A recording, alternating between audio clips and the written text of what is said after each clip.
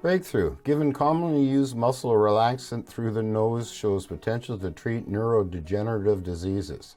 I'm Steve Belair. Welcome to Breakthroughs. Delivering the medication dantrolene through the nose rather than the mouth may help the medication penetrate the brain more effectively, potentially maximizing its therapeutic benefits in the treatment of neurodegenerative diseases like Alzheimer's disease. It's the first of its kind study. Researchers in the Perelman School of Medicine at the University of Pennsylvania showed that administering dantrolene through the nose increases the brain concentration and duration in a mouse model of Alzheimer's disease without causing obvious adverse side effects.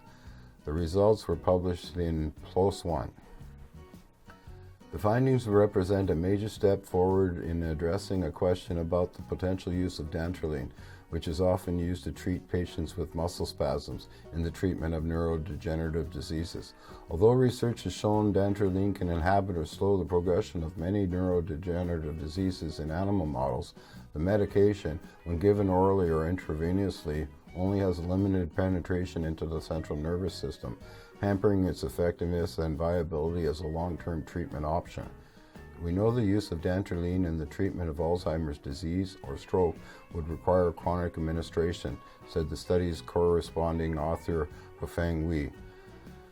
Rather than use a high dose of the oral form, which could increase the risk of adverse side effects, we sought to test the effectiveness of the intranasal approach via preclinical studies in mice.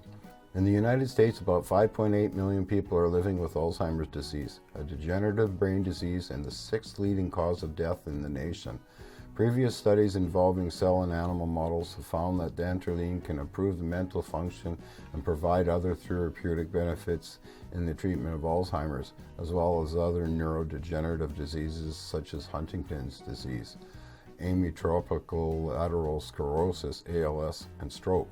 In this study, the Penn team examined two groups of mice.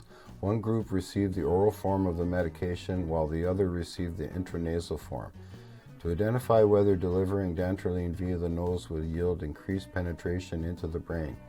Researchers measured the concentration of dantrolene in the brain and the blood in 8 intervals, 10, 20, 30, 50, 70, 120, 150, and 180 minutes following administration.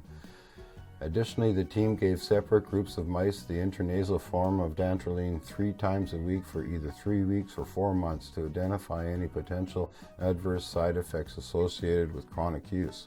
Researchers found mice who received dantrolene through the nose had much higher concentration of the medication in their brain for a much longer period of time compared to mice who received the oral form. In fact, the medication was still in their brain at the 180 mark, while there was no trace of the medication at the 120-minute mark in mice that received the medication orally. Chronic use of the medication did not appear to impair motor function or the ability to smell. However, the researchers know additional studies are needed to compare the side effects and toxicity of the different methods.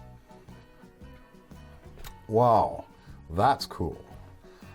I'll leave a link in the description to the full article, and as usual, please like, share, subscribe, and take care.